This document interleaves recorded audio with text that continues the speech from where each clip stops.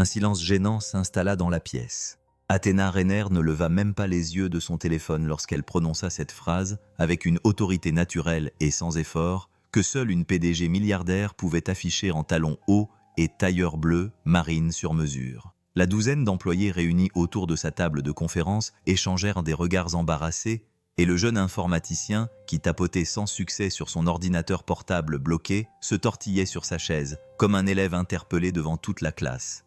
Un léger cliquetis résonna dans le coin le plus éloigné de la pièce, où le concierge vidait la poubelle de recyclage dans un sac plastique gris. Athéna leva les yeux, le regard impénétrable. « Monsieur Cole, c'est bien ça ?» Le concierge s'interrompit, la trentaine bien avancée, grand, avec des yeux calmes qui semblaient avoir trop vu et trop peu dit. Son badge indiquait « Ethan », imprimé légèrement décentré. Il avait les mains calleuses. Ses manches étaient retroussées juste assez pour laisser apparaître ses avant-bras couverts de légères cicatrices. « Oui, madame », répondit-il calmement. Elle pencha la tête avec un sourire ironique. « J'ai envie de jouer au technicien aujourd'hui. » Tout le monde s'attendait à ce qu'il bégaye ou s'éloigne. Mais Ethan s'avança simplement. « Je vais jeter un œil si vous voulez. » Quelqu'un renifla. Quelqu'un d'autre s'éclaircit la gorge. Athéna haussa les épaules et désigna l'élégant ordinateur portable argenté qui trônait comme un oiseau blessé à l'extrémité de la table. « Je vous en prie. » Ethan ne se précipita pas. Il tira une chaise, s'assit comme s'il était chez lui et appuya sur le bouton d'alimentation. L'écran clignota faiblement, figé sur une interface de chargement pour Project Alta, la plateforme de santé IA, nouvelle génération de l'entreprise, la fierté et la joie d'Athéna. Un produit que le conseil d'administration comptait présenter dans 3 jours. « Vous avez effectué une mise à jour du système ce matin ?» demanda Ethan doucement. Athéna haussa les sourcils. « Comment saviez-vous que vous utilisiez un système d'exploitation bêta qui n'était pas compatible avec les pilotes hérités de l'entreprise ? C'est un plantage courant. Il ne se vantait pas, il constatait simplement un fait. » Les doigts d'Ethan se déplaçaient sur le clavier comme s'il se souvenait d'une langue que sa bouche ne parlait plus. Il entra dans la console des commandes que personne dans la pièce ne semblait reconnaître. Des lignes de code dansaient. Le technicien informatique d'Athéna se pencha en avant, plissant les yeux. « Attendez, vous venez de revenir en arrière sur la mise à jour, isolant le conflit ? Il y a un fichier de sauvegarde caché, » dit Ethan doucement. 5 minutes plus tard, l'écran s'alluma. Restauré, propre. Des exclamations s'élevèrent. Athéna se pencha. Son expression changea. Non pas pour le féliciter, pas encore, mais pour exprimer une légère curiosité. Puis, elle remarqua quelque chose d'étrange. Un dossier inconnu était apparu sur le bureau. Il s'appelait simplement « Archive X9 ». « Il n'est pas censé être là », dit-elle. Ethan ne répondit pas. Il cliqua dessus pour l'ouvrir, passa la souris sur un fichier et s'arrêta. « Ne l'ouvrez pas », dit rapidement Athéna. Il l'ignora. Le document afficha un fond noir sur lequel coulait un code vert brillant comme une pluie. La pièce retint son souffle. Athéna se pencha pour mieux voir. « Qu'est-ce que c'est ?» Mais Ethan en avait déjà vu assez.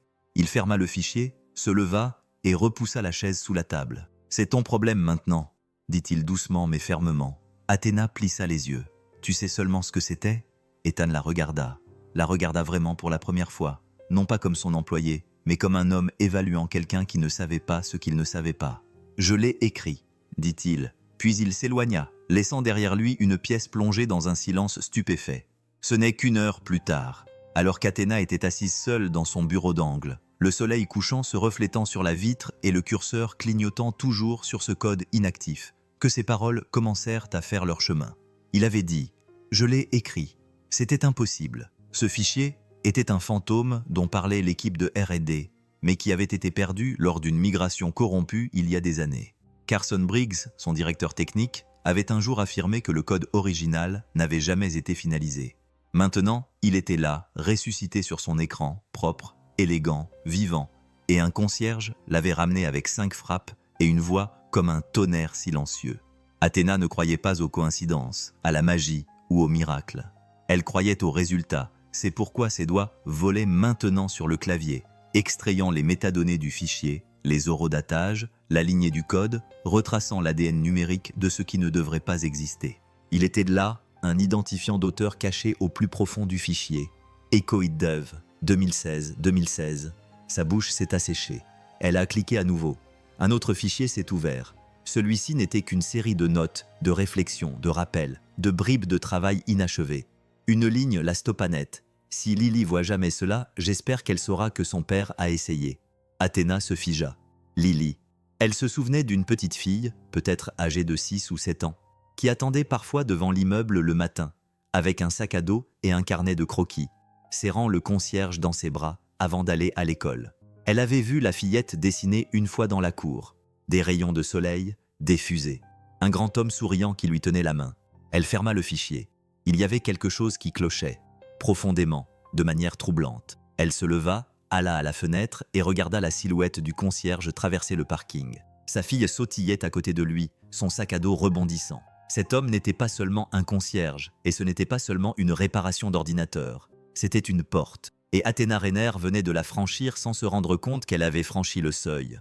Athéna Rainer n'avait jamais eu peur du silence. Elle l'avait utilisé comme une arme dans les salles de réunion, maîtrisée dans les négociations et portée comme une armure lors de chaque présentation à des investisseurs. Mais ce soir-là, le silence dans son bureau Penthouse semblait différent. Il n'était ni stratégique, ni serein, mais hanté. Le seul bruit était le bourdonnement de l'écran d'ordinateur, tandis que des lignes de code ressuscitées clignotaient devant elle, vivantes et bourdonnantes d'une logique que personne dans son équipe n'avait réussi à reproduire depuis des années. C'est moi qui ai écrit ça. Et vous, à ma place, l'auriez-vous avoué plus tôt? Dites-le en commentaire. Je lis vos réponses. Les mots du concierge résonnaient à nouveau, aussi clairs et précis que le code lui-même, sans arrogance, sans bravade, juste un fait. Elle n'était même pas sûre qu'il ait voulu le dire à voix haute. Athéna s'adossa à son fauteuil en cuir et fixa à nouveau les métadonnées. Auteur Echo Hit Dev 2016-2016. Date de création. Il y a 7 ans. Il y a 7 ans, son père était encore en vie. Carson Briggs venait de rejoindre Rainer Biotech. Athéna venait d'obtenir son MBA à Stanford et était trop occupée à prouver qu'elle avait sa place pour remarquer qui pouvait bien avoir écrit le code qui était désormais censé être le sien. Un code qu'elle pensait encore incomplet, elle cliqua pour ouvrir les journaux système. Ses yeux parcoururent le chemin de restauration. Ethan avait utilisé des dizaines de commandes en chaîne saisie avec une précision chirurgicale à chaque étape, déverrouillant une couche de mémoire archivée qui n'aurait pas dû exister.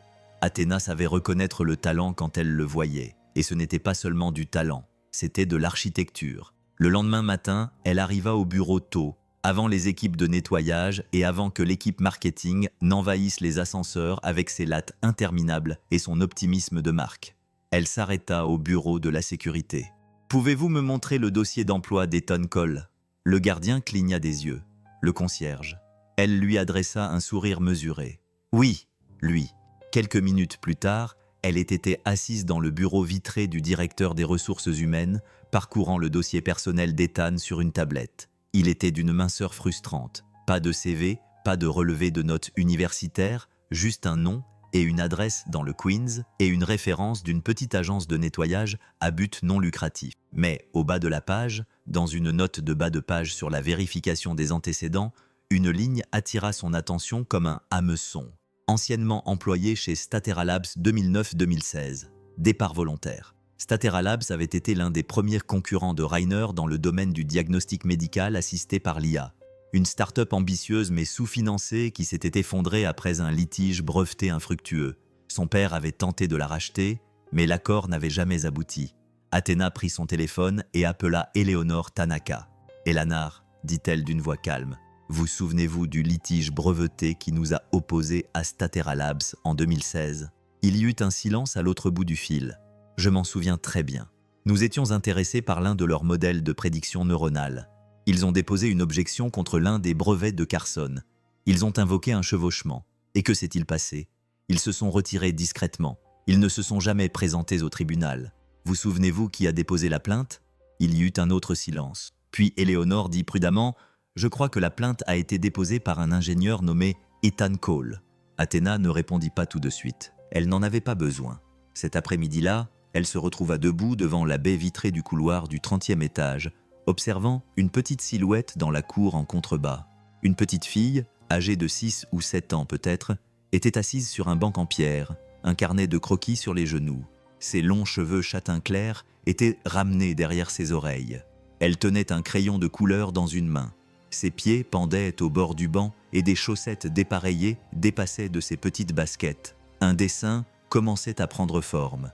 2 silhouettes se tenant la main sous un soleil doré, un homme grand et une petite fille. Athéna n'avait pas besoin de demander qui c'était. Elle se retourna et retourna à son bureau, le cœur battant à un rythme qu'elle n'avait pas ressenti depuis longtemps. Ce n'était ni de l'adrénaline ni de l'anxiété, c'était de la responsabilité. Plus tard dans la soirée, elle passa devant le local du concierge en sortant. Pour la première fois, elle s'arrêta. La porte était légèrement entr'ouverte. L'intérieur ne ressemblait en rien à ce qu'elle avait imaginé. Propre, étiqueté, organisé. Les manches des balais étaient parfaitement alignées. Les produits d'entretien étaient rangés par taille. Un dessin plié était accroché à l'aide d'un aimant sur l'armoire, représentant un soleil souriant et des mots écrits en lettres d'enfant. Même les choses cassées peuvent briller à nouveau. Elle entendit des pas derrière elle. Elle se retourna. Ethan se tenait là, immobile, en uniforme, les manches retroussées, l'air calme mais impénétrable. « Vous ne frappez pas », dit-il sans méchanceté. « Je ne savais pas si c'était votre bureau. »« Ce n'est pas le cas », répondit-il. « C'est juste l'endroit où je réfléchis le mieux. » Athéna hésita. « J'ai consulté votre dossier. Il ne s'y a pas. J'ai compris que vous travailliez auparavant chez Statera Labs. Vous avez créé un réseau neuronal. Vous avez déposé une demande de brevet contre mon entreprise. » Ses yeux ne bougèrent pas, mais sa mâchoire se crispa légèrement. « Oui, pourquoi passez-vous la serpillière ?»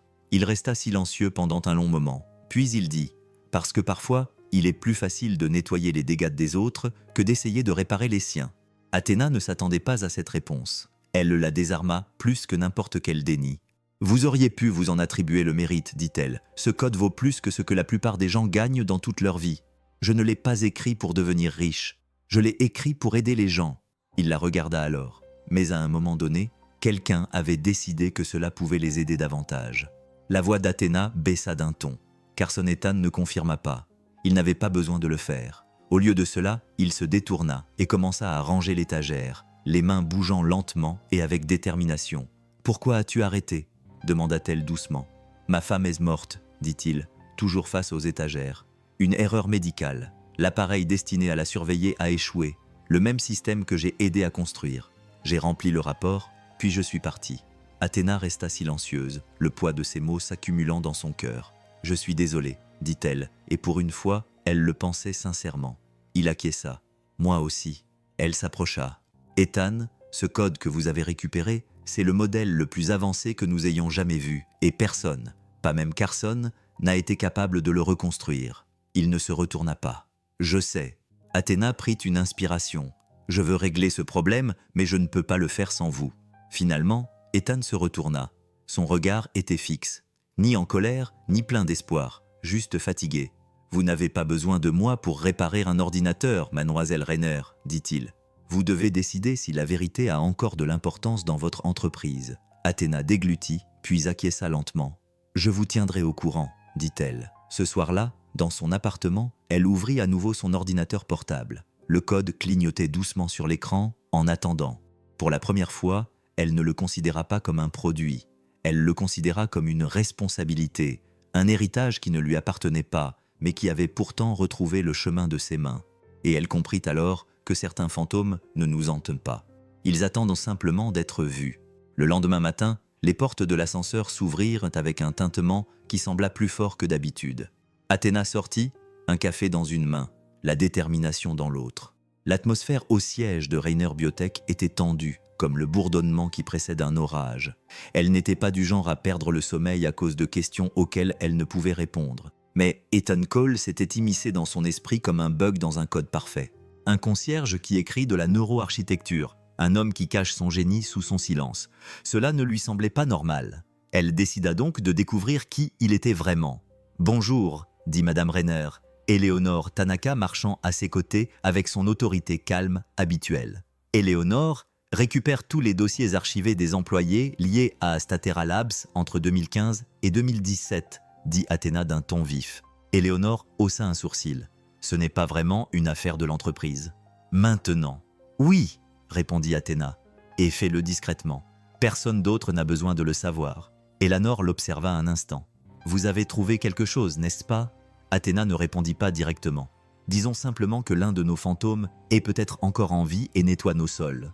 Elle et Léonore esquissa un léger sourire. Alors il est peut-être temps que quelqu'un demande pourquoi.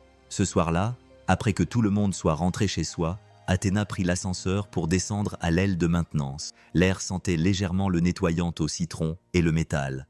Elle trouva Ethan debout, seul près d'un chariot de fourniture, les manches retroussées, en train de réparer un aspirateur cassé. Il leva les yeux, surpris. « Vous ne devriez pas être ici, Madame René.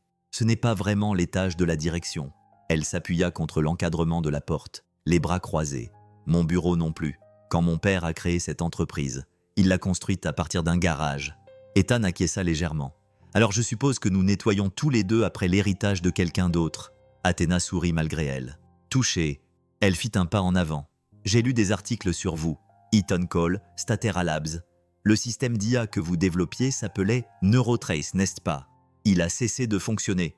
Vous avez bien fait vos devoirs. Vous avez déposé un brevet pour un modèle adaptatif capable d'apprendre à partir de signaux biologiques en temps réel. C'est la base de ce qui est devenu notre plateforme médicale d'IA actuelle. » Il ne répondit pas. Son silence en disait long. « Tu es parti. » Elle continua doucement. « Pourquoi ?» Ethan posa le tournevis, se tourna vers elle. Les yeux fixes, calmes, mais remplis du genre de silence qui vient d'années passées, apportait un fardeau trop lourd pour être partagé. « Ma femme, Émilie, dit-il finalement. Elle avait un problème cardiaque. J'ai conçu ce système pour surveiller ses signes vitaux à distance afin de prédire une défaillance cardiaque avant qu'elle ne se produise. Cela a fonctionné pour tout le monde sauf pour elle. Le prototype a échoué au moment le plus important. Athéna eut la gorge serrée. « Je suis désolé », acquiesça-t-il. Après cela, je n'ai plus voulu construire des choses qui pouvaient briser les gens. Il y eut un silence qui suivit un silence qui n'avait pas besoin de mots.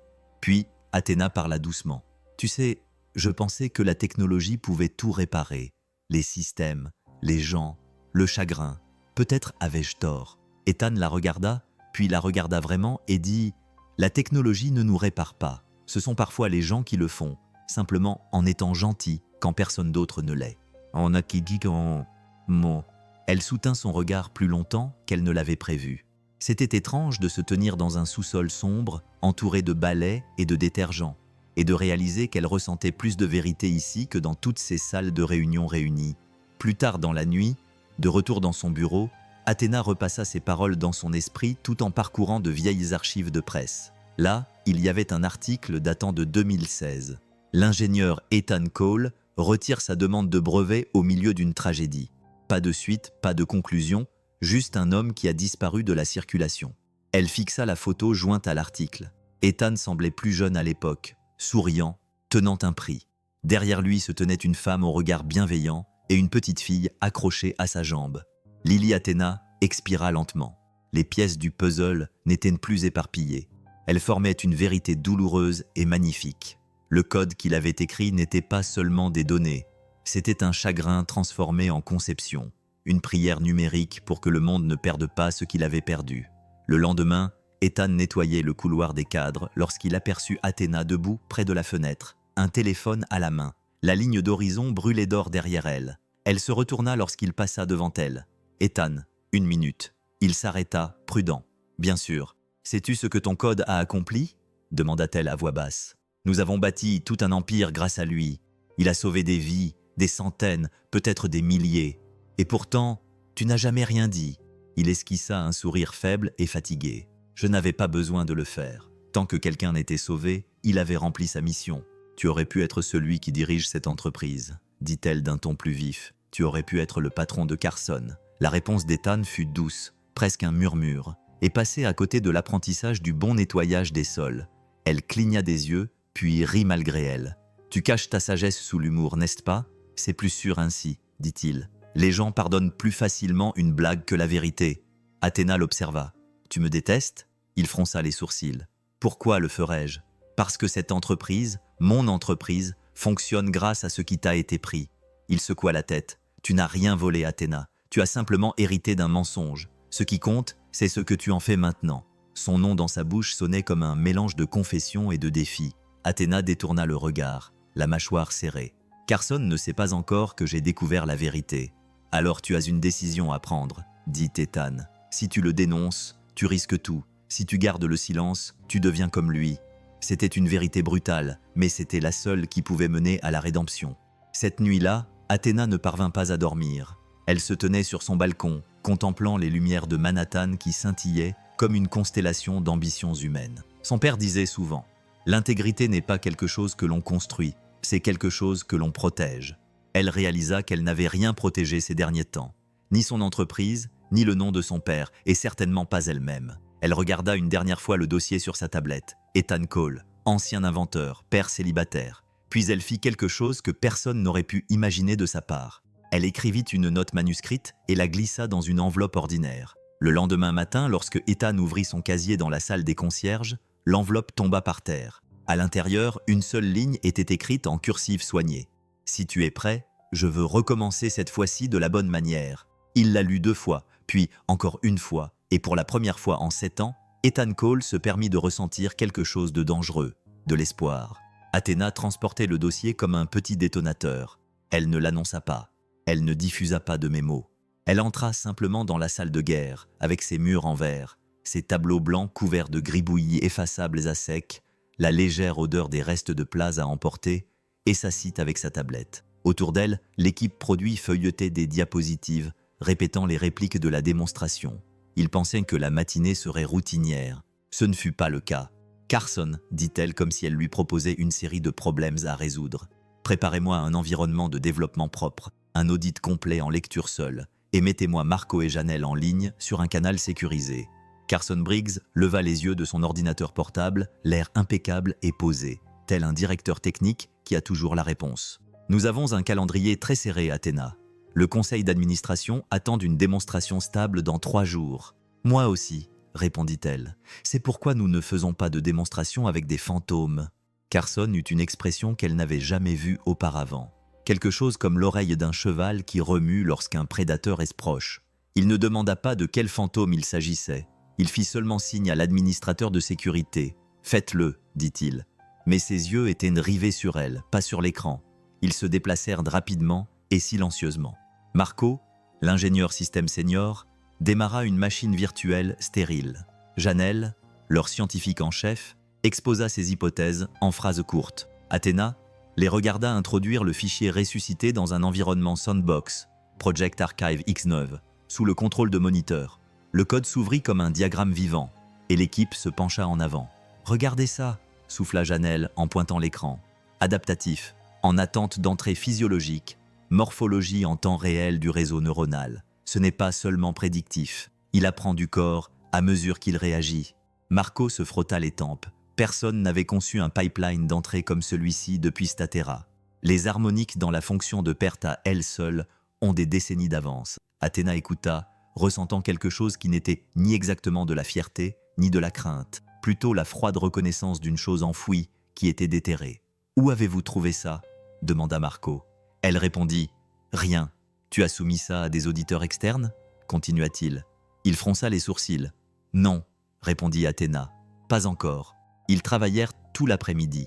Les tests qui prenaient normalement des heures ne duraient que quelques minutes grâce à l'architecture du fichier. Les données simulées des patients étaient intégrées au modèle, et celui-ci s'ajustait non pas avec les améliorations linéaires fragiles de l'IA ordinaire, mais avec une intelligence douce et patiente qui semblait presque humaine. Il ne se contentait pas de prévoir les échecs. Il semblait murmurer un plan. Janelle parla doucement. Si cela était déployé de manière éthique avec une surveillance appropriée, cela aurait été une révolution. Si cela était mal déployé, ajouta Marco, cela pourrait être dangereux. Athéna sentit la pièce basculer comme si le plancher avait un pivot secret. Le danger et le salut cohabitaient sur la même fine couche de code. Elle quitta la salle de crise avec un dernier ordre.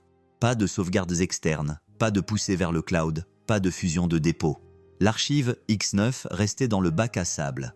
Carson apprit plus que le protocole. Les nouvelles vont vite dans une entreprise qui fonctionne à coups de secret. Il était dans son bureau, le téléphone à l'oreille, lorsque l'administrateur de la sécurité passa le voir. Il y avait eu une charge inhabituelle dans le bac à sable sur Build 7. L'administrateur dit qu'Athéna l'avait autorisé. Elle a signalé un fichier hérité. Carson a pincé les lèvres. À qui appartient l'espace de noms hérités? Inconnu. Point d'entrée intitulé EcoIt Dev 2016. Carson n'a pas quitté le plafond des yeux. Le nom a atterri comme un caillou dans un étang tranquille, petit puis s'élargissant. Il ferma son ordinateur portable d'un clic délibéré et s'est dirigé vers le bureau d'Athéna. Vous avez effectué un audit sans m'en informer, a-t-il demandé sans même prononcer un mot. Elle joignit les doigts et lui tendit la tablette. Nous avons trouvé quelque chose. C'est un modèle adaptatif. Il surpasse notre leader actuel sur plusieurs simulations. Le sourire de Carson était petit et prudent. Qui a contribué au travail original? Elle le regarda ravaler le mot « Ethan » sans qu'elle le prononce. Le masque du directeur technique glissa juste assez pour laisser entrevoir quelque chose qu'elle reconnut dans les archives. Une pratique sournoise et dangereuse. « Carson, dit-elle doucement, je ne vous ai pas demandé de désigner un coupable. Je vous ai demandé de m'aider à comprendre ce que nous avons. Vous comprenez? Répéta Carson d'un ton plus vif. Ou contrôler? Athéna serra les doigts autour de la tablette. Elle aurait pu dire que le contrôle alimentait le conseil d'administration, que le contrôle maintenait les investisseurs calmes, mais elle répondit plutôt que le contrôle n'était pas le problème. L'intégrité l'était. Il la regarda comme si c'était une fantaisie d'enfant. L'intégrité est un luxe dans les affaires, Athéna. Il dit « Vous pouvez construire un discours public autour de cela pendant que nous fournissons des rendements trimestriels. » Sa réponse fut plus calme, mais tranchante comme une lame. « Et que valent les rendements s'ils sont construits sur un mensonge ?» Carson ne répondit pas. Il partit, laissant derrière lui des ondes de choc invisibles. Le soir venu, le bac à sable stérile avait été remplacé par un silence d'un autre genre. L'email d'Eleonore Tanaka était succinct. Elle voulait voir le dossier. Athéna accepta. Et Eleanor arriva dans la salle de conférence vêtue d'un cardigan qui adoucissait sa présence comme une couverture usée. Elle s'assit, croisa les mains et attendit. Et Eleanor lut l'échantillon avec l'attention lente de quelqu'un habitué aux nuances juridiques. « Cette architecture, murmura-t-elle, ressemble davantage aux notes d'un artisan qu'à un document d'entreprise. Celui qui l'a rédigé cherchait à s'adresser aux futurs utilisateurs, pas aux actionnaires. » Athéna n'avait pas besoin de demander ce qu'Éléonore voulait dire. « Exactement, dit-elle. Nous avons mis cela en œuvre comme un produit, mais l'intention initiale… » Sa voix s'arrêta juste après le mot « humanitaire » et resta suspendue. Et Lélanard remonta ses lunettes. Cela pourrait être une aubaine pour la médecine d'urgence, mais cela pourrait aussi être utilisé à mauvais escient si quelqu'un transformait les interventions prédictives en armes. Nous avons besoin d'une vérification de la chaîne de contrôle des empreintes digitales et de l'horodatage. Et si cela conduit à une enquête interne, vous devez être prête. Athéna regarda à travers la baie vitrée les tours élancées de la ville, tels des doigts tapant en morse. « Je ne suis pas venue ici pour punir qui que ce soit, dit-elle. Je suis venue ici pour découvrir la vérité. » Le regard d'Eleanor s'adoucit. Parfois, la vérité nous demande plus que la vengeance. Athéna sentit ces mots se plier dans sa poitrine comme une promesse. La nouvelle de la fuite du bac à sable se répandit comme un secret aux oreilles du conseil d'administration en moins de 24 heures. Carson convoqua une réunion d'urgence sur la sécurité et exigea un audit interne complet. Il présenta cela comme un protocole visant à protéger la propriété intellectuelle et les investisseurs, mais la réunion avait le ton d'un tribunal militaire. Athéna sentit que la salle se liguait contre elle, non pas ouvertement hostile, mais méfiante, comme un troupeau qui sent la présence d'un renard. Ce soir-là, dans la pénombre de son bureau, Athéna repassa les moments de la journée dans sa tête. Les lignes élégantes du modèle, l'émerveillement de Janelle, la prudence de Marco, le regard sombre de Carson. Elle pensa à la petite fille qui dessinait des fils dans la cour, au concierge qui avait tourné le dos à un monde de louanges et à la seule ligne du dossier. Si Lily voit jamais cela, j'espère qu'elle saura que son père a essayé. Ces mots avaient un goût de fer. Elle ouvrit son cahier et écrivit une question en lettres majuscules. « Qu'est-ce que je suis prête à perdre pour faire ce qui est juste ?» La réponse ne vint pas facilement, mais elle avait une certitude. L'existence de l'archive X9 changeait la donne pour tout ce qui concernait son entreprise, son héritage et peut-être plus dangereusement encore, sa compréhension de qui elle avait été jusqu'à présent. À l'extérieur, Manhattan faisait ce que Manhattan faisait toujours. Elle scintillait et continuait à bouger, indifférente aux petits drames humains qui se déroulaient dans des boîtes de verre. À l'intérieur, dans la douce lumière bleue du laboratoire, un dossier qui n'était pas censé exister continuait à bourdonner, attendant que quelqu'un ait le courage de l'appeler par son vrai nom. La porte du bureau d'Eleonore Tanaka se referma derrière Athéna avec un clic, comme le son d'un verdict scellé. Elle tenait entre ses mains un dossier estampillé « Confidentiel, archive uniquement ». Il était mince, jauni et explosif. Athéna s'assit en face d'Éléonore, qui ajusta ses lunettes et entrelaça ses doigts. Je l'ai sorti de nos archives juridiques comme vous me l'avez demandé, dit Éléonore. Nous ne l'avons jamais numérisé. Je doute que quelqu'un se souvienne même de son existence. Athéna ouvrit le dossier.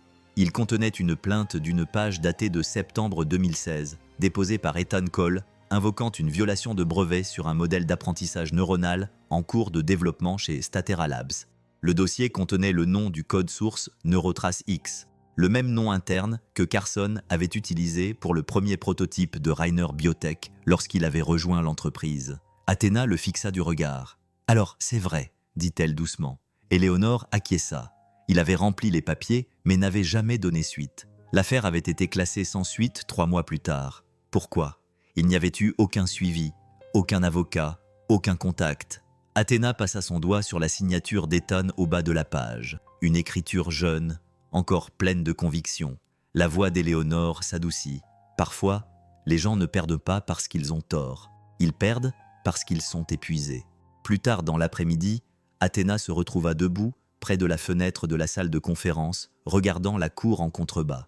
Ethan était assis sur un banc bas à côté de sa fille Lily, qui dessinait à nouveau, avec acharnement et détermination. Sa langue dépassait du coin de ses lèvres, signe de la concentration totale d'un enfant. Athéna repensa à la phrase qu'elle avait lue au bas de l'ancien fichier de code. « Si Lily voit jamais ceci, j'espère qu'elle saura que son père a essayé. Pas réussi, pas essayé. » Le poids de ces mots pesait sur sa poitrine comme la gravité. Ce soir-là, Athéna parcourut le long couloir qui menait au local du concierge. Elle hésita un instant, puis frappa à la porte. Ethan ouvrit la porte. Il avait retroussé les manches de sa chemise et ses avant-bras étaient recouverts de poussière de nettoyage. Il eut l'air surpris, mais pas déconcerté. « Je dois te parler, dit-elle. » Il s'écarta. Elle entra.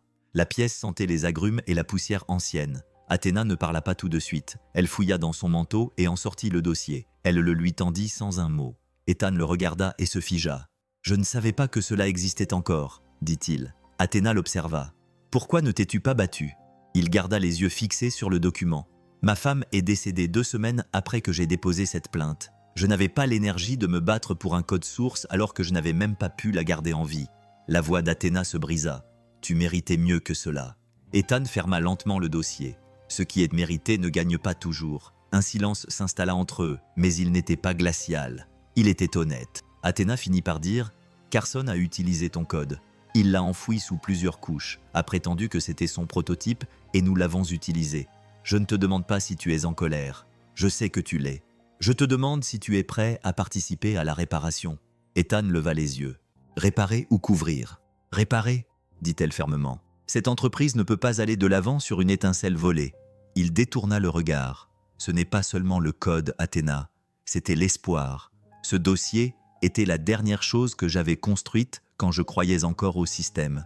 Et il a été enterré. Tu as créé quelque chose de magnifique, dit-elle. Même enterré, il a retrouvé son chemin. Il expira. Elle continua, plus calmement cette fois. J'ai besoin de ta permission pour poursuivre cette affaire officiellement, pas seulement légalement, mais publiquement. Je veux que la vérité fasse partie de notre prochaine version. Je veux donner ton nom au module central. D'après ton travail ? Ethan rit sèchement. Donne-lui le nom de Lily. Elle est la seule raison pour laquelle j'ai continué à respirer. Athéna sourit. D'accord. Puis elle hésita. Envisagerais-tu d'intervenir même temporairement en tant que conseillère en éthique technique ? Aide-nous à construire la prochaine génération de ce modèle de la bonne manière. Ethan la regarda avec un mélange d'incrédulité et d'espoir réticent. Je nettoie des toilettes depuis 7 ans et maintenant tu veux me voir dans une salle de réunion. Non, dit Athéna. Je veux que tu sois là où tu as toujours été, au cœur du système. Cela le fit taire. Après un moment, il acquiesça. Mais je ne mentirai pour personne. Tu n'auras pas à le faire, dit-elle. Plus maintenant. Le lendemain matin, Athéna convoqua une réunion à huis clos avec l'équipe juridique de direction. Carson n'était pas invité.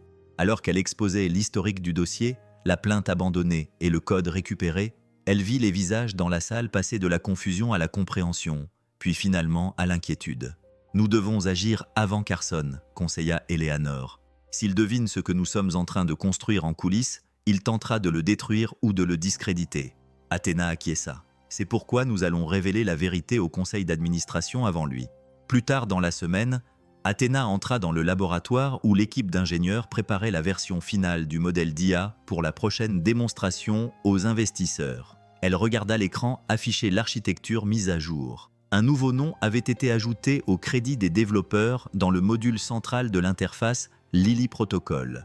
Conception originale, Ethan Cole. Pas d'applaudissements, pas de banderole, juste une reconnaissance silencieuse. Et parfois, c'est la justice la plus forte. Ce soir-là, Athéna quitta le bureau tard. En entrant dans l'ascenseur, elle remarqua un dessin familier collé au mur à l'intérieur d'un autre, tout neuf. Des crayons de couleur, des couleurs vives, un soleil souriant, un homme grand, une fille avec une queue de cheval et une femme aux cheveux foncés debout ensemble, sous une bannière sur laquelle on pouvait lire « Même la lumière volée peut encore briller ». Il n'y avait pas de signature, mais elle savait exactement qui l'avait dessiné. Et tandis que l'ascenseur descendait étage après étage, Athéna Renner, PDG, perfectionniste, fille d'un héritage bâti sur l'ambition, ressentit quelque chose qu'elle n'avait pas ressenti depuis des années. La paix. Non pas parce que tout était parfait, mais parce que tout était enfin honnête. Le soleil matinal se déversait sur la cour de Rainer Biotech comme un sirop chaud, doux, doré, plein d'une paix qui semblait éloigner la ville.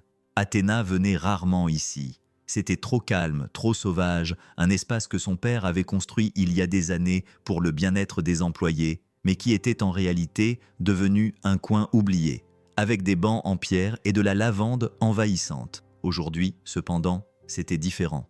Peut-être parce que l'entreprise elle-même avait changé, ou peut-être parce qu'elle avait changé. Elle repéra Lily tout de suite.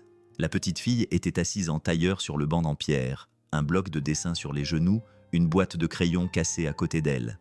Sa queue de cheval rebondissait tandis qu'elle fredonnait un air à voix basse, la tête penchée, dessinant avec des traits petits et assurés. Athéna s'arrêta à quelques mètres d'elle. Lily ne la remarqua pas, elle était trop concentrée. Son dessin était presque terminé.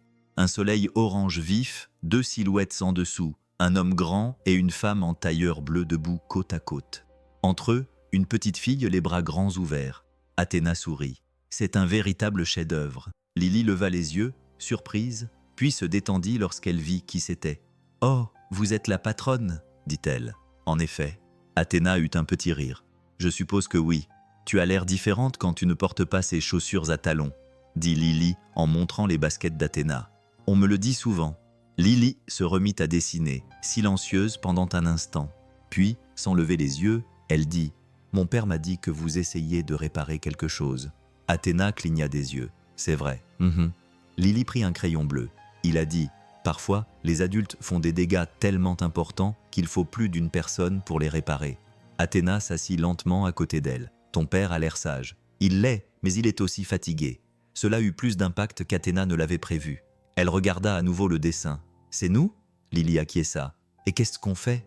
On se tient dans la lumière. » Athéna déglutit. « Pourquoi ? Parce que tu l'as enfin vu. » Le silence s'installa entre elles comme une couverture. Puis Lily demanda, presque timidement, « Tu as peur ?» Athéna se tourna vers elle. « De quoi ? » De dire la vérité. Mon père dit que c'est la chose la plus courageuse et la plus solitaire qu'on puisse faire. Athéna regarda l'enfant à côté d'elle, trop jeune pour avoir ce genre de perspicacité. Et pourtant, d'une certaine manière, elle l'avait. « J'ai peur, admit-elle. Mais je suis aussi fatiguée de prétendre que le silence est synonyme de sécurité. » Lily sourit, satisfaite. Alors, tout ira bien. Plus tard dans la journée, Athéna entra dans la salle de pause des concierges, qui semblait trop petite pour la décision qu'elle s'apprêtait à prendre. Ethan se tenait près de la machine à café, versant un café noir trop faible dans un gobelet en papier. Elle brandit le dessin de Lily. Elle dit « C'est toi, moi et elle, debout dans la lumière. » Ethan le regarda. Un doux sourire effleura ses lèvres. « Ça lui ressemble. Elle est fière de toi. Je suis fier d'elle. » dit-il simplement. Athéna s'approcha. « Je veux que tu sois là quand j'en parlerai au conseil d'administration. Tu n'auras pas besoin de prendre la parole.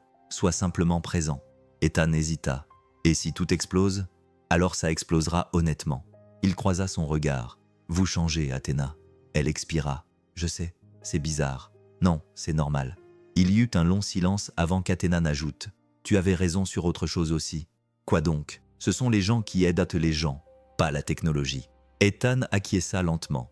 Mais parfois, la technologie donne une seconde chance aux gens. Ce soir-là, Athéna était assise seule dans son bureau, le paysage urbain à l'extérieur brillant dans le crépuscule. Elle ouvrit un tiroir et en sortit une enveloppe scellée. La dernière lettre que son père lui avait écrite, remise lors de la lecture de son testament. Elle ne l'avait jamais ouverte, trop en colère, trop perdue dans sa quête pour prouver sa valeur. Mais ce soir, elle se sentait prête. Elle l'ouvrit délicatement. « Athéna, si tu lis cette lettre, cela signifie que je ne suis plus là pour te décevoir ou te mettre la pression. Je sais que j'ai fait les deux. Je voulais construire quelque chose qui dure, mais je ne savais pas comment t'apprendre à le construire avec amour plutôt qu'avec peur. Si jamais tu te sens perdu, cherche les personnes discrètes, celles qui portent en elles la grandeur sans avoir besoin de reconnaissance. Elles te montreront le chemin vers la maison. Papa. Elle fixa les mots, le cœur serré. Et elle pensa à Ethan, le discret, celui qui ne demandait jamais rien, qui essayait simplement de laisser le monde un peu meilleur qu'il ne l'avait trouvé. Le lendemain matin, Athéna entra dans la salle du conseil, le dos droit et le cœur plein. Les membres du conseil étaient assis dans des fauteuils rutilants, leurs ordinateurs portables ouverts, le dos raide d'attente. Carson était déjà là, avec un sourire trop large. Athéna se tenait à la tête de la table. « J'ai quelque chose à vous dire », commença-t-elle. « Nous avons récupéré un fichier hérité dans notre architecture, un morceau de code qui précède une grande partie de notre système actuel et qui n'a pas été écrit par un membre de notre équipe actuelle. » Murmure. Elle leva la main. Ce fichier a été écrit par Ethan Cole. Vous le connaissez comme concierge, mais avant cela, il était l'un des principaux ingénieurs neuronaux chez Statera Labs. Son code a constitué la base de notre plateforme d'IA actuelle. Silence stupéfait. Elle laissa le silence s'installer. Cette entreprise a bâti son succès sur son travail. Non crédité, presque perdu. J'ai l'intention de corriger cela. Nous allons lancer notre prochain produit sous le nom de Lily Protocol, en l'honneur de l'origine du code et de la fille qui l'a inspiré. Carson était rouge de colère. « Athéna, c'est imprudent. Nous allons faire face à des poursuites judiciaires, à la panique des investisseurs. Nous allons affronter la vérité, l'interrompit-elle. Et si notre entreprise ne peut pas survivre à la vérité, elle ne méritait pas de survivre. » Ethan, debout tranquillement près de la porte, ne dit pas un mot. Il n'en avait pas besoin. Sa présence suffisait. Cet après-midi-là, Athéna rejoignit Ethan et Lily dans le jardin. Lily avait dessiné un nouveau tableau. Cette fois, il n'y avait pas 3 personnes. C'était un bâtiment d'entreprise entouré de minuscules personnages, tous se tenant par la main. Au centre, un soleil, et en dessous, les mots « Nous l'avons construite ensemble ». Athéna regarda Ethan, la voix basse. « Penses-tu que les secondes chances existent vraiment ?» La main d'Ethan caressa les cheveux de Lily. « Pas toujours, mais quand elles existent, elles valent tout. » La salle de réunion sentait le cuir neuf et les vieux secrets, comme toujours. Lorsque Carson Briggs convoqua une réunion d'urgence, les 12 membres de l'équipe de direction s'assirent autour de la longue table en noyer, les yeux rivés sur leurs écrans, sirotant leur boisson dans des tasses identiques de Rainer Biotech. Carson se tenait à la tête de la table comme un chef d'orchestre devant son orchestre, les mains parfaitement jointes, un léger sourire aux lèvres. « Merci à tous d'être venus », commença-t-il d'une voix douce. « Il y a eu récemment des mouvements sur le front de l'architecture IA, des fichiers non vérifiés, des tests sandbox non autorisés et une implication non orthodoxe du personnel. » Son ton était calme, mais il résonnait d'une alarme soigneusement orchestrée. Athéna entra sans frapper. Elle n'en avait pas besoin. Elle entra avec un calme déterminé, posa sa tablette sur la table et croisa directement le regard de Carson. « Bonjour, dit-elle. Je peux m'asseoir ?» Carson hésita. « Bien sûr. Cela concerne votre équipe ?»« Non, répondit Athéna clairement. Cela concerne l'âme de notre entreprise. » L'atmosphère de la pièce changea. Les postures se redressèrent, les tasses furent posées.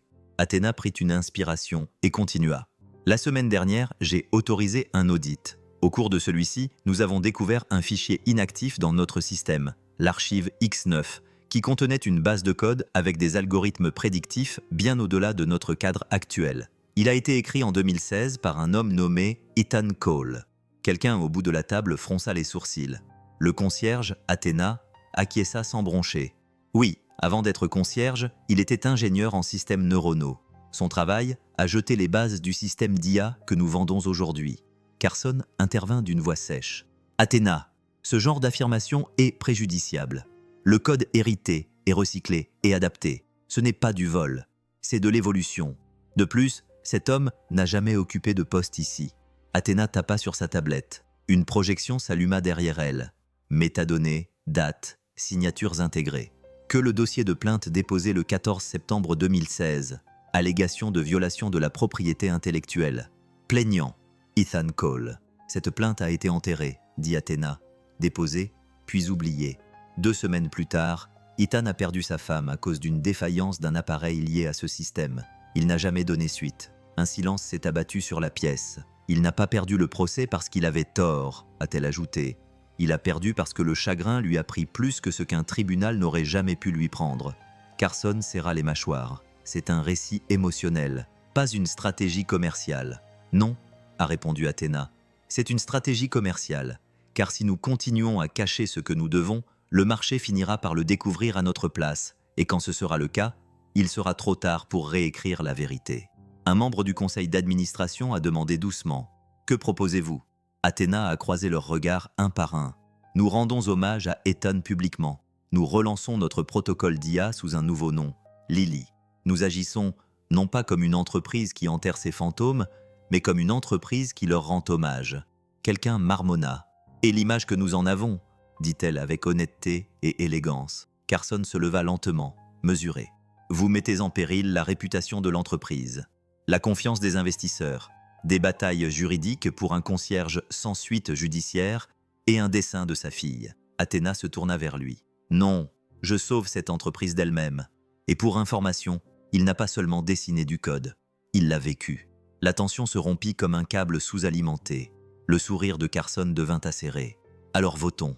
Voyons combien d'entre nous veulent brûler l'Empire pour des raisons sentimentales. » Athéna ne détourna pas le regard. Elle dit simplement « Les empires bâtis sur le silence ne durent pas. » Ce soir-là, Ethan se tenait devant les parois vitrées de la salle du conseil, observant la fin du vote. Athéna lui avait demandé de ne pas être présent par respect pour le processus, mais il était venu quand même, silencieux, immobile. Elle sortit seule, le visage impassible. Il haussa un sourcil. Elle expira. 74-5 contre Ethan cligna des yeux. « Tu as gagné. » Athéna esquissa un sourire fatigué. « Nous avons gagné. » Un silence s'installa entre eux. Confortable, complet. Puis il demanda « Et Carson ?» Son sourire s'estompa. Acculé, mais pas vaincu.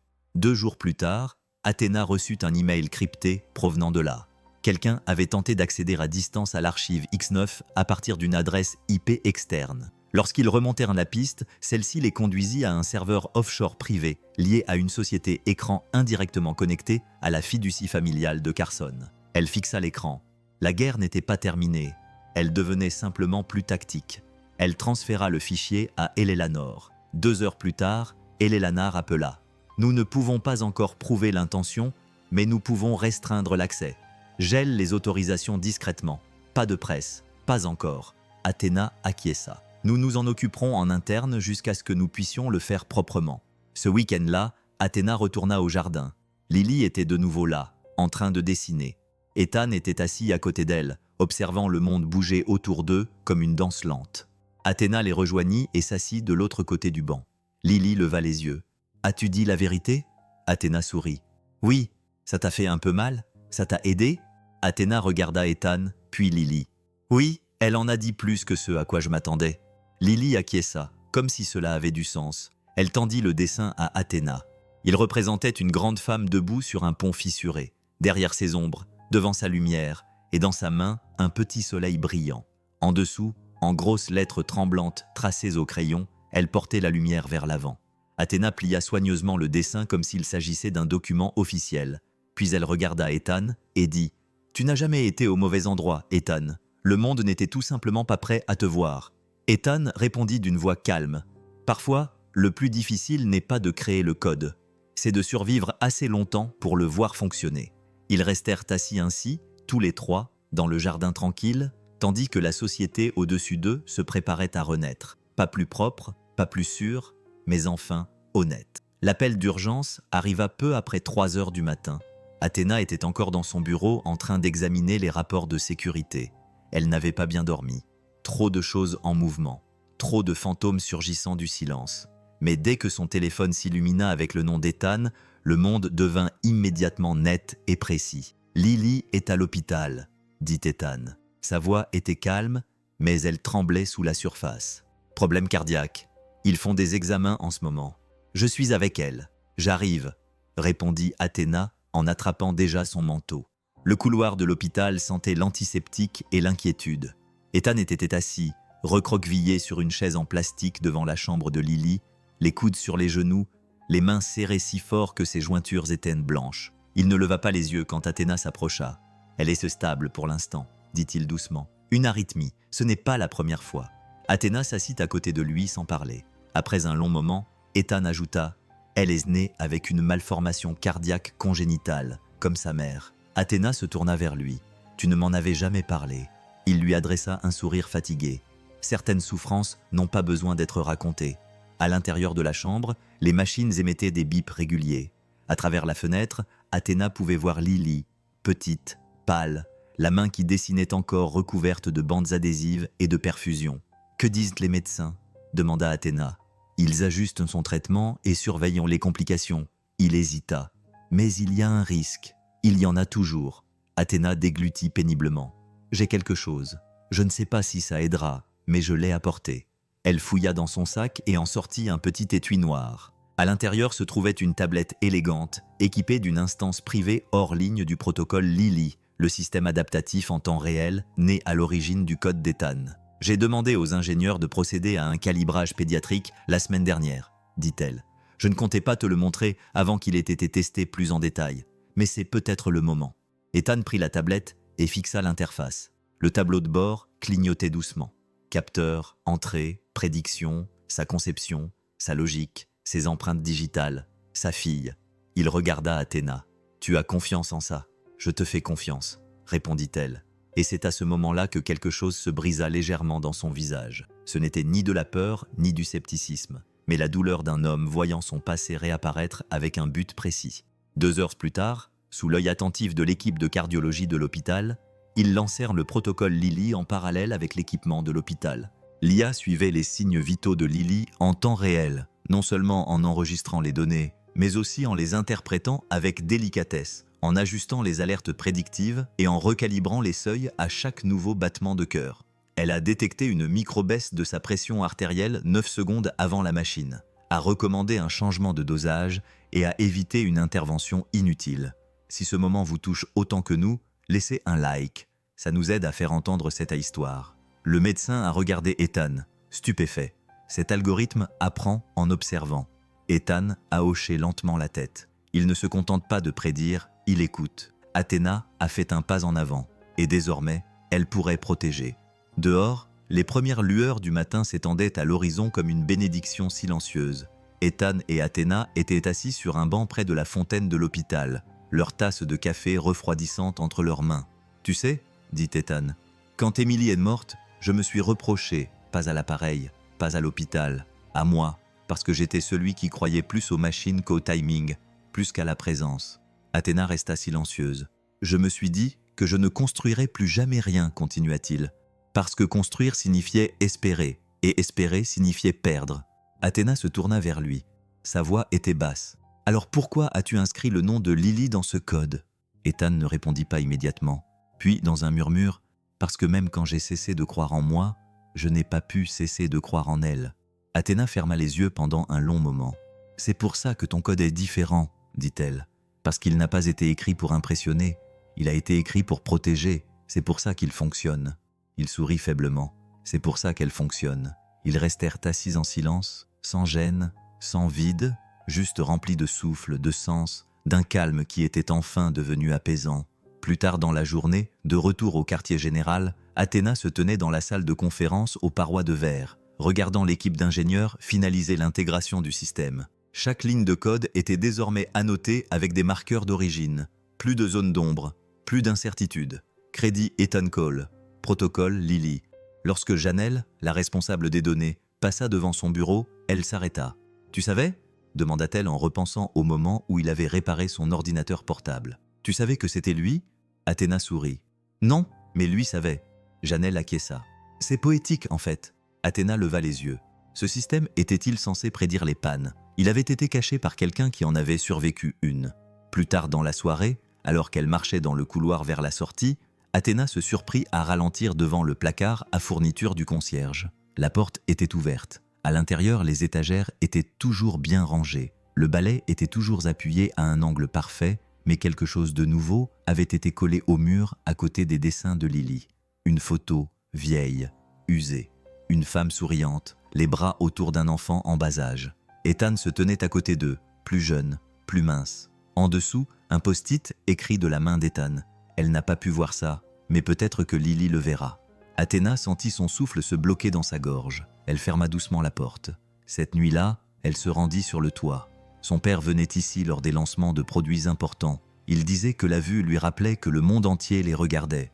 Le vent était doux et frais. Les lumières de la ville clignotaient comme des étoiles numériques.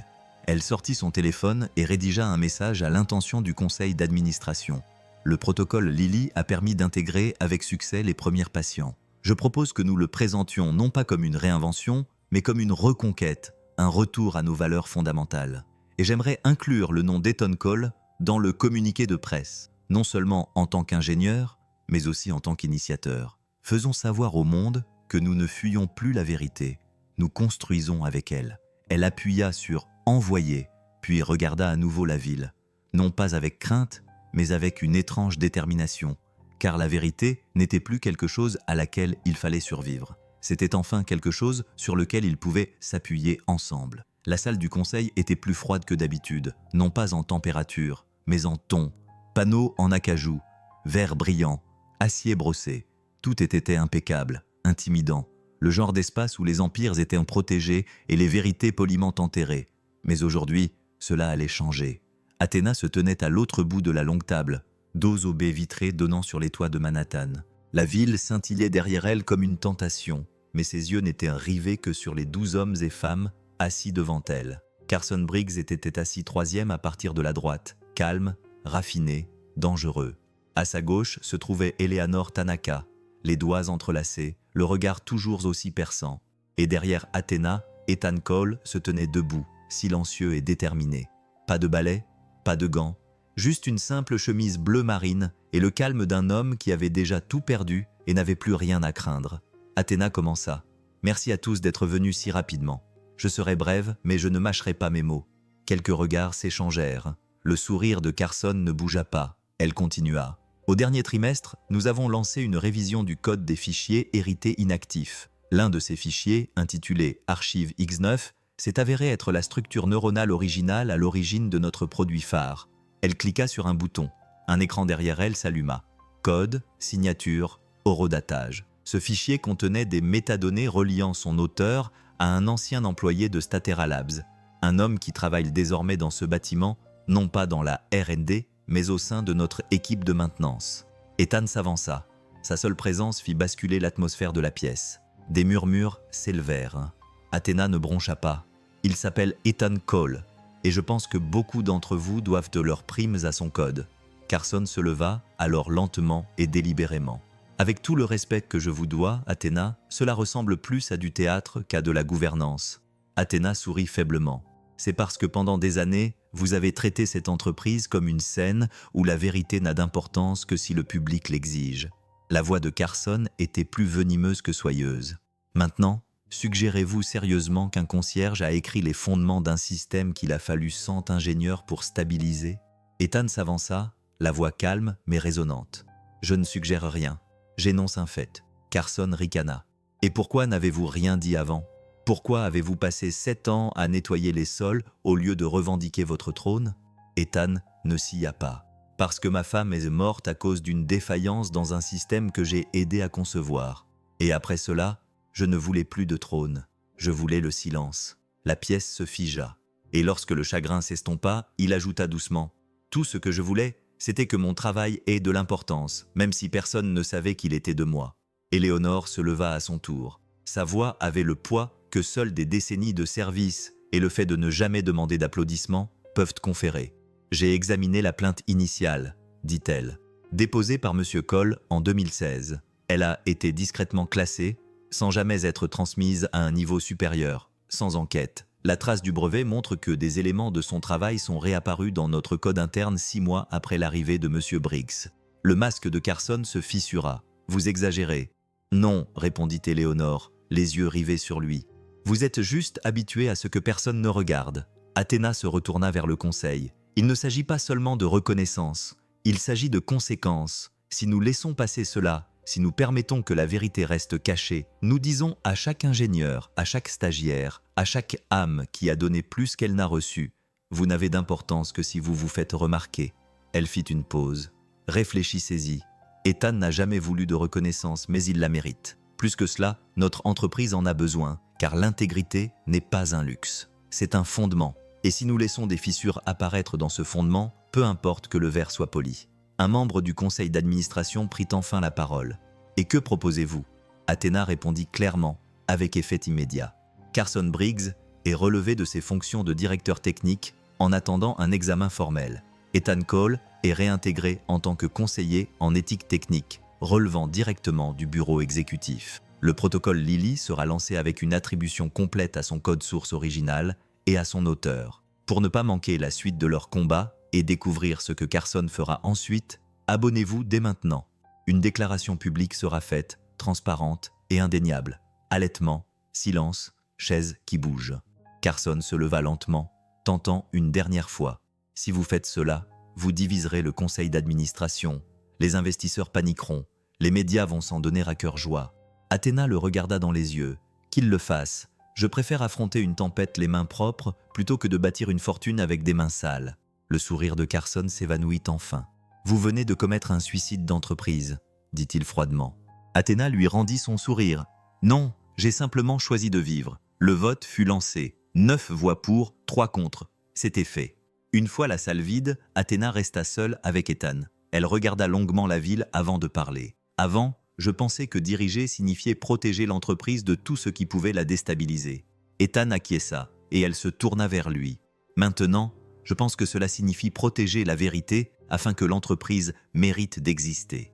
Il laissa ces mots faire leur chemin, puis dit « Tu as fait quelque chose de rare aujourd'hui.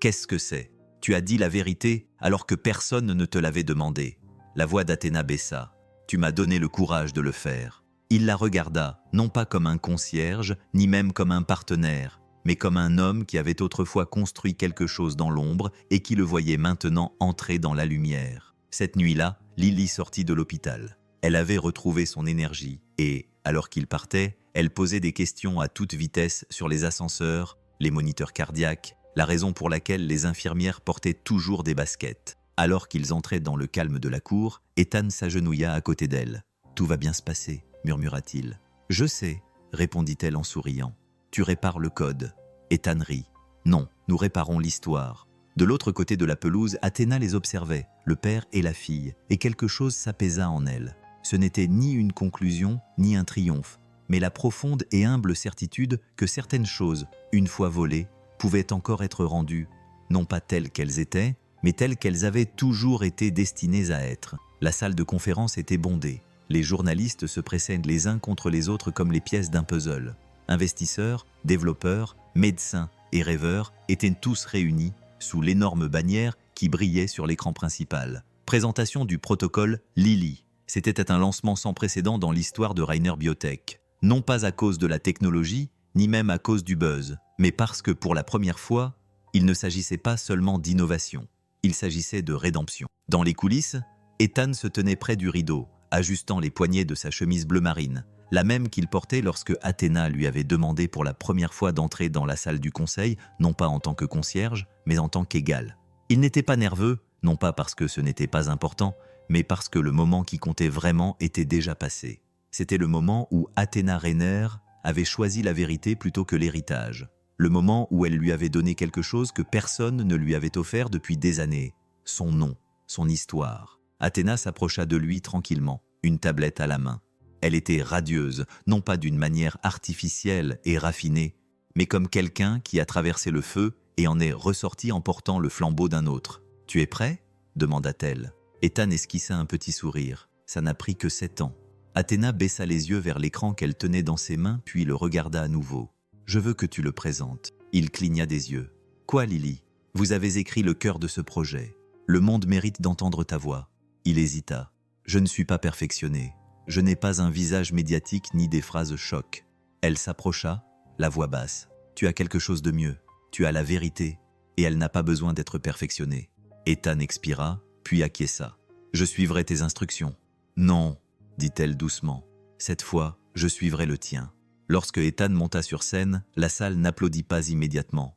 Les gens ne savaient pas qui il était, mais lorsqu'il eut terminé son discours d'ouverture, ils comprirent pourquoi il était là. « Je m'appelle Ethan Cole », dit-il d'une voix calme. « J'étais ingénieur système, puis concierge. Maintenant, je suis les deux. » Des rires chaleureux et respectueux se firent entendre. Et il continua. « Il y a 7 ans, j'ai écrit un système d'apprentissage neuronal conçu pour s'adapter au corps humain en temps réel. Il n'était pas parfait, tout comme moi, mais je l'ai construit par amour pour une femme que j'ai perdue et une fille que je refusais d'abandonner. » Il regarda directement les caméras. « Ce système ne sert pas seulement à prédire, il sert aussi à protéger. Ce ne sont pas seulement des données, c'est une question de dignité.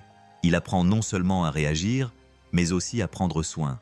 Et il porte le nom de la personne qui m'a rappelé de croire à nouveau, ma fille Lily. » La salle est devenue silencieuse. Athéna s'est approchée de lui et a posé une main sur son épaule. « Aujourd'hui, a-t-elle déclaré, nous ne lançons pas seulement un produit.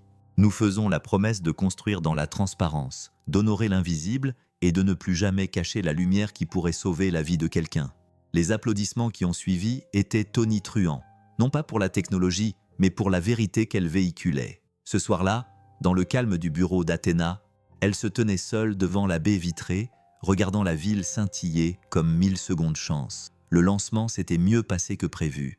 Les précommandes affluaient. Les médias faisaient leurs gros titres en louant non seulement l'innovation, mais aussi l'intégrité. Mais Athéna ne pensait pas à cela. Elle pensait à quelque chose de plus petit, de plus doux. Un morceau de papier plié dans sa main. Un autre dessin de Lily. Celui-ci représentait une grande femme agenouillée à côté d'une petite fille qui lui tendait un petit garçon.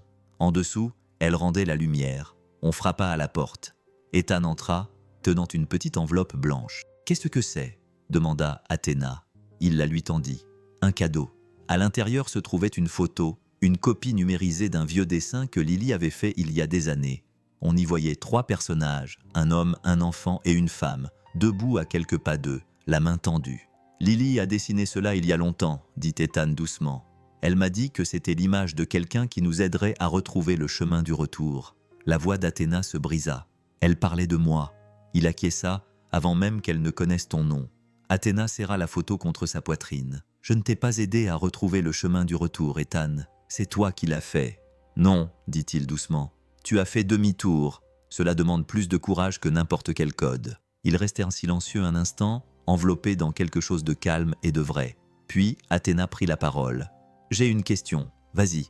Envisagerais-tu de revenir officiellement pour diriger une nouvelle division, Ethical Systems Engineering ?» Ethan haussa un sourcil. « Tu demandes à un concierge de diriger une équipe de développeurs. Je demande à un père, à un bâtisseur et à l'homme qui nous a tous sauvés de façonner ce que nous construirons ensuite. » Il rit doucement. « Tu es doué pour ça. » Elle sourit. « J'ai eu de bons professeurs ces derniers temps. » Il marqua une pause, puis acquiesça. « D'accord, mais seulement si tu me laisses garder un service de nuit par semaine. » Athéna cligna des yeux. « Pourquoi diable voudrais-tu cela ?» Ethan la regarda, car parfois, quand on efface ce qui a été laissé derrière soi, on se souvient de ce qui vaut la peine d'être construit. Plus tard dans la nuit, ils traversèrent la cour sous un doux ciel printanier. Lily courait devant eux, chassant les lucioles avec un bocal en verre et des rires trop forts pour ses petits poumons. Athéna la regarda, puis jeta un coup d'œil à Ethan. « Sait-elle ce que tu as fait pour elle ?» Il secoua la tête. Elle n'a pas besoin de le savoir. Elle a juste besoin de se sentir en sécurité. Athéna acquiesça lentement. « Et toi ? Et moi ? Tu te sens en sécurité maintenant ?» Ethan la regarda longuement, puis dit « Je me sens vue. C'est mieux. » Elle sourit. « Eh bien, alors il est peut-être temps que quelqu'un te voie autrement que comme du code, du silence ou de la douleur. » Il se tourna vers elle, le regard doux. « Peut-être, dit-il, mais je préfère être vu pour ce que je suis devenu grâce à ces 3 choses. » Athéna sentit son cœur changer. Pas soudainement, mais comme un cadenas qui s'ouvre enfin, après des années, à essayer la mauvaise clé. Alors qu'il regardait Lily danser pieds nus dans l'herbe, Athéna murmura quelque chose, presque pour elle-même. Parfois, rendre la lumière est le début de la vôtre. Et à côté d'elle, Ethan lui répondit dans un murmure « Alors construisons un avenir où personne n'aura plus jamais à la perdre. » Le centre communautaire n'était pas grandiose. Pas de chrome, pas de mur en verre, pas de costumes de créateurs, juste des chaises pliantes, des tableaux d'affichage vieillissants et l'odeur du vieux parquet ciré avec une fierté discrète. Mais aujourd'hui, il semblait sacré. Des rangées d'enfants du quartier entraient dans la salle polyvalente, certains traînant des sacs à dos, d'autres tenant des ordinateurs portables en équilibre sur leurs genoux. Une affiche collée au-dessus de l'entrée indiquait « Samedi STEM, construisez quelque chose qui compte ». À l'avant de la salle se tenait Ethan Cole.